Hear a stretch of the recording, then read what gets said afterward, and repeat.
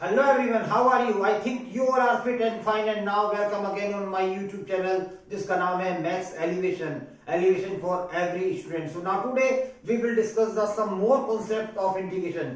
आपने मेरे previous videos में देखा कि किस तरह से हम inspection method से इंटीग्रेशन के फॉर्मूला को ड्राइव करते हैं. उसके बाद हमने कुछ बेसिक्स पढ़े, इंटीग्रेशन के कुछ बेसिक फॉर्मूलाज के बारे में पढ़ा और आज हम इंटीग्रेशन के कुछ और नए टॉपिक्स आपको बताने जा रहे हैं. तो आज मैं आपको बताऊंगा इंटीग्रेशन के कुछ बेसिक्स फॉर्मूला और उन पर डिपेंडेंट कुछ क्वेश्चंस. तो आप मेरे वीडियो को लगातार शुरू से लेकर लास्ट तक देखते रहिए जिससे आपको इंटीग्रेशन के कॉन्सेप्ट बहुत ही आसान तरीके से सीखने को मिल जाएंगे. तो स्टार्ट करते हैं हमारा आज का ये वीडियो जिसमें मैं आपको बताने जा रहा हूं कि किस तरह से इंटीग्रेशन के फॉर्मूले से हम सिंपल इंटीग्रेशन करते हुए जाएंगे. तो सबसे पहले हम शुरुआत करते हैं इस फॉर्मूले की जिसको आप सभी बहुत ही अच्छे ढंग से तैयार करते हैं.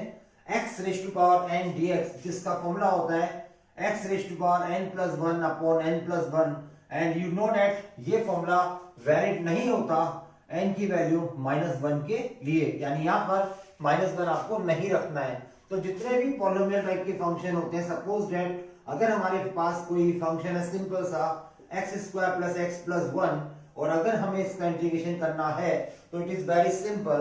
हमें क्या करना है, x² को और x को और 1 को, इन तीनों को अलग अलग लिख देना है और फिर यहाँ पर एक फॉर्मूला अप्लाई करेंगे जहां पर आपको नजर आ रही है n की वैल्यू 2. तो यहाँ पर n इज 2 है. तो जब ये फॉर्मूला आप अप्लाई करेंगे तो आपको मिलेगा 2 प्लस 1 अपॉन 2 प्लस 1. सिमिलरली यहाँ 1 है तो n इज 1 अगर आ गया तो यहाँ पर 1 प्लस 1 अपॉन 1 प्लस 1 यानी ये बन जाएगा x² अपॉन 2. और आपको मैं पहले ही बता चुका हूं कि कभी भी dx लिखा हुआ आएगा तो उसका इंटीग्रेशन हमेशा x होता है. और साथ ही साथ में हम इंटीग्रेशन कांस्टेंट c को भी लगाते हैं.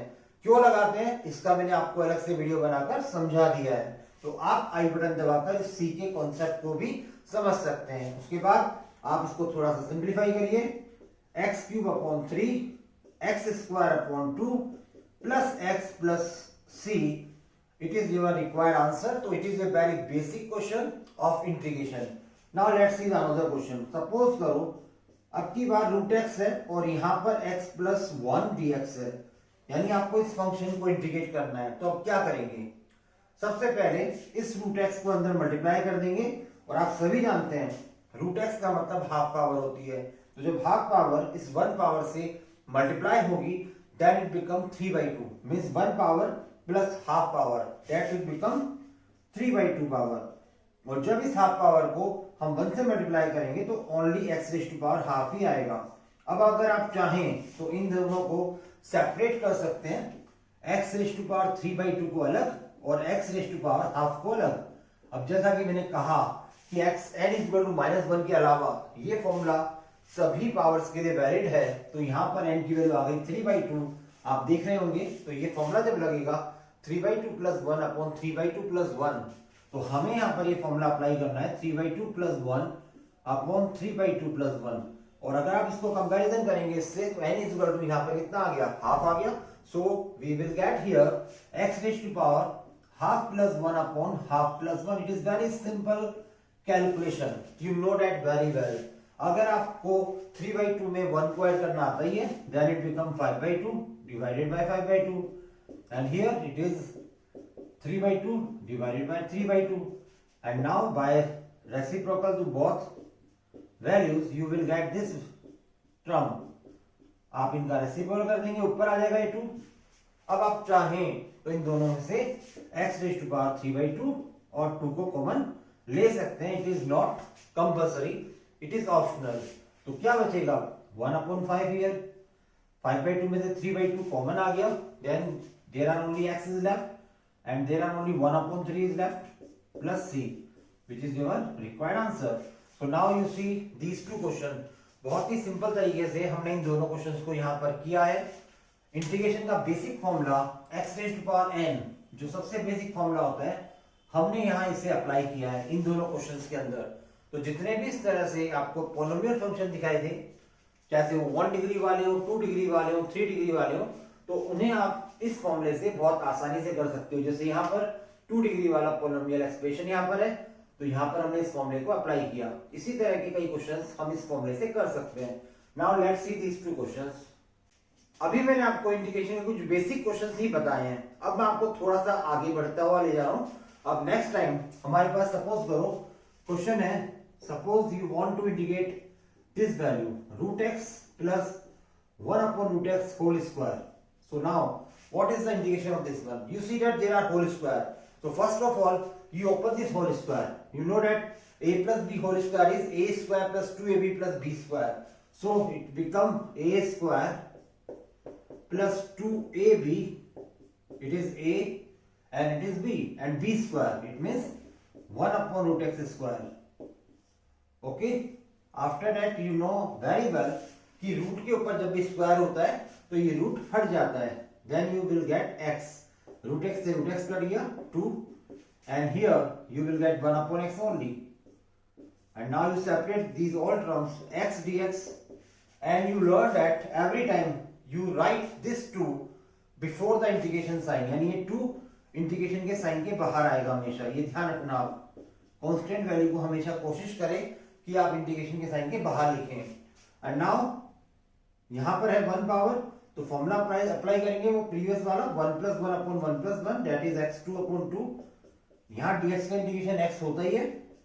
अब आप बताइए 1 अपॉन x किसका इंटीग्रेशन है? 1 अपॉन x किसका डिफरेंशिएशन होता है? log x का। तो 1 अपॉन x का इंटीग्रेशन क्या हुआ? log x। ये मैंने आपको इंस्पेक्शन मेथड में बता रखा है। तो it is your required answer of this question. So again it is very simple. Similarly अगर यहां पर सपोज करिए x plus 1 upon x whole cube आ जाए, then you will apply here this formula a plus b whole cube is given by a cube plus 3a square b plus 3ab square plus b cube। यहाँ whole square भी आ सकता है, whole cube भी आ सकता है। Whole power 4 या 5 power अगर आती है देन हमें बाइनोमियल थ्योरम के अलावा और कोई यहाँ पर पैटर्न यूज करना नहीं पड़ेगा, और बाइनोमियल थ्योरम वाले क्वेश्चंस को हम यूज करें यहाँ इंटीग्रेशन में, तो मैं नहीं समझता कि इतनी टफ पावर यहाँ आएगी होल पावर 3 से बड़ी पावर, मींस 4 पावर या 5 पावर। तो मैक्सिमम 3 पावर और 2 पावर से यहाँ पर इंटीग्रेशन पर अधिकतर देखने को मिलती है। Now let's see the next question. अब हम अगला क्वेश्चन करने जा रहे हैं। इस क्वेश्चन में क्या खास बात नजर आ रही है? You see that in this question there are 3 terms in numerator and 1 term in denominator. So now it is very important concept. कभी भी अगर आपको न्यूमरेटर में 2 या 2 से ज्यादा टर्म दिखाई दे और डिनोमिनेटर में ओनली सिंगल टर्म हो, then you always separate them. तो ध्यान रखिएगा, हमेशा आपको इस सिचुएशन में सेपरेशन करना है। मैं आपको इंटीग्रेशन के बेसिक्स बता रहा हूं। आपको मैं जानता हूं कि आपको ये सभी कुछ बहुत आसान लग रहा होगा, लेकिन अभी हमारी इंटीग्रेशन की स्टार्टिंग है और हम धीरे धीरे आगे टफ की ओर बढ़ेंगे। जैसा कि मैं मेरे कई वीडियो में कह चुका हूं कि मैं सबसे पहले स्टार्टिंग में बहुत आसान क्वेश्चन लेता हूं और धीरे धीरे कॉन्सेप्ट को समझाता हुआ आपको टफ की तरफ ले जाता हूं। तो आप मत भूलिएगा कभी भी ये कि कभी भी न्यूमरेटर में अगर 2 या 2 से ज्यादा टर्म है और डिनोमिनेटर में सिंगल टर्म है तो हमेशा आपको सेपरेशन करना है। 100% आपको बेनिफिट मिलेगा।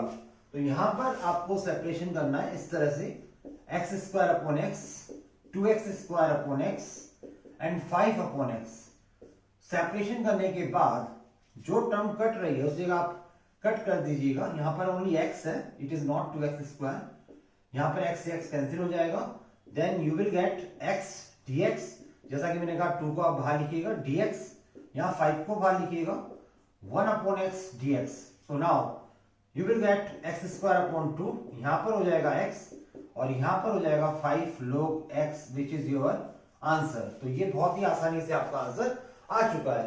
अब हो सकता है बहुत ही छोटे क्वेश्चन में अगर मैं लूं x plus 1 upon root X भी हो सकता है यहाँ पर। So you don't worry about them. आपको यहाँ पर भी सेपरेशन करना है क्योंकि यहाँ पर न्यूमरेटर में 2 टर्म्स है और डिनोमिनेटर में सिंगल टर्म है। तो आपको यहाँ पर सेपरेशन करना है इस तरह से।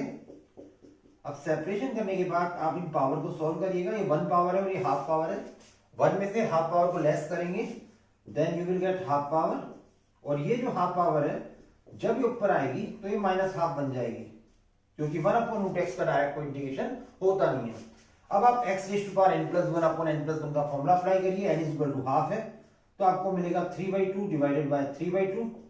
और यहां मिलेगा minus half plus one that is half means X raise to power half upon half. उसके बाद आप चाहें तो हाफ एक्स की पावर हाफ को या कॉमन ले सकते हैं, टू ऊपर आगे टू भी कॉमन आ जाएगा and the remaining values is your answer. तो इस तरह से आपको इन क्वेश्चंस को सॉल्व आउट करना है। So these are the some basics of integration. Now let's see again this solution. अब मैं आपको इंटीग्रेशन का एक बहुत ही इंपॉर्टेंट कॉन्सेप्ट यहां पर बताने जा रहा हूं। आप इस क्वेश्चन में देख रहे होंगे it is 2x4 plus 7x3 plus 6x square upon x square plus 6x, यानी इसमें न्यूमरेटर में हाईएस्ट डिग्री 4 है और नीचे जो फंक्शन है उसकी हाईएस्ट डिग्री 2 है। तो आपको ये याद रखना है यहां पर कि कभी भी इंटीग्रेशन में न्यूमरेटर में जो हाईएस्ट डिग्री है वो डिनोमिनेटर की डिग्री से इक्वल हो या ग्रेटर देन हो, तो हमेशा हमें इस क्वेश्चन की स्टार्टिंग डिवीजन मेथड से करनी है। I again repeat this thing, if the degree of numerator is greater than and equal two degree of denominator, अगर इसकी डिग्री यानी इसकी पावर इस पावर से बराबर है यानी इक्वल है या ग्रेटर है, तो हमेशा आपको इंटीग्रेशन डिवीजन मेथड से स्टार्ट करना चाहिए। अगर आप डिवीजन मेथड से क्वेश्चन को स्टार्ट करेंगे देन आई श्योर यू आपको 100% बेनिफिट मिलेगा। Clear? Now let's see the solution of this question. यहां पर है x की पावर 2 और यहां पर है 2x4, तो हम यहां पर डिवीजन मेथड अप्लाई कर रहे हैं and I think you know that what is division method. आपने अपनी प्रीवियस क्लासेस में बहुत ही अच्छे ढंग से इस डिवीजन मेथड को किया होगा। यहां पर x स्क्वायर है, यहां पर 2x4 है, हमें इस x स्क्वायर को 2x4 में कन्वर्ट करना है, तो जो भी रिक्वायरमेंट होगी वो यहाँ क्वेश्चन में लिखी जाएगी। तो हमें रिक्वायरमेंट है 2 की और x स्क्वायर की, तो इस 2x स्क्वायर क्वेश्चन को वापस से इन दोनों से मल्टीप्लाई कर दिया करते हैं। Then you will get 2x4 and 2 6 12x cube, और यहां लगा देते हैं साइन चेंज करने के लिए माइनस माइनस, ये दोनों कट हो जाते हैं। ये डिवीजन मेथड का प्रोसेस होता है। 7 और माइनस 12 है तो माइनस का 5x क्यूब रिमेनिंग बचेगा और यहाँ पर 6x स्क्वायर आएगा। फिर से कंपैरिजन करिए x स्क्वायर और 5x क्यूब को। मैं आपसे वापस से वही क्वेश्चन पूछता हूं कि अगर मुझे x स्क्वायर को माइनस का 5x क्यूब बनाना है तो मुझे किससे मल्टीप्लाई करना होगा? तो आप कहेंगे सर माइनस 5x से कर दीजिए, क्योंकि माइनस 5x को जब आप इससे मल्टीप्लाई करेंगे then you will get this minus 5x cube. साथ ही साथ में इससे भी आप मल्टीप्लाई करिएगा, 6 5 30x स्क्वायर आएगा और फिर साइन चेंज कर दीजिए तो वापस से कैंसिल आउट हो जाएगा। And now it become plus 6 and plus 30 then 36x square and again you compare. अब की बार आपको चाहिए 36, तो ये बन जाएगा 36x square and 36 6 6 36 carry 3 6 3 18 and 3 21 216x, और वापस से माइनस कर दीजिएगा तो फाइनली आपके पास ये बचेगा। अब डिवीजन हमने कर दिया। अब मैं आपको एक छोटा सा कॉन्सेप्ट यहां समझाता हूं। सपोज करिए आप 18 का डिवाइड करते हैं 18 को 5 से डिवाइड करते हैं तो क्वेश्चन आता है 3 और रिमाइंडर कितना बचता है 3। तो आप 18/5 को क्या इस तरह से लिख सकते हैं? योर क्वेश्चन आपका रिमाइंडर और यहाँ पर 5।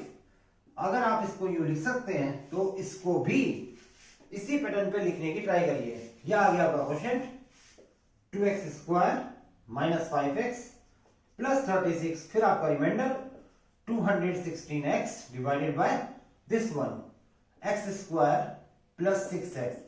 आपको यहां पर लग ही गया होगा कि मैंने डिवीजन को क्यों रोक दिया, क्योंकि यहाँ x की पावर 1 आ गई थी और यहाँ 2 पावर है, इसलिए हमको डिवीजन रोकना पड़ा, तो ये पावर अब लेस हो चुकी थी। यहां पर x कॉमन आ रहा है तो आप x को कॉमन ले लीजिएगा, तो यहां पर ये x आ गया कॉमन डिनोमिनेटर में, तो क्या बचेगा x प्लस 6। अब ये x से x को कैंसिल कर दीजिए, जो रिमेनिंग बचेगी वैल्यूज उसको इंटीग्रेट कर दीजिए। तो जैसा कि मैंने बताया कांस्टेंट वैल्यू को बाहर लिखते हुए इंटीग्रेशन करना है, तो 2 को बाहर लिखिएगा क्या बचेगा x स्क्वायर बचेगा।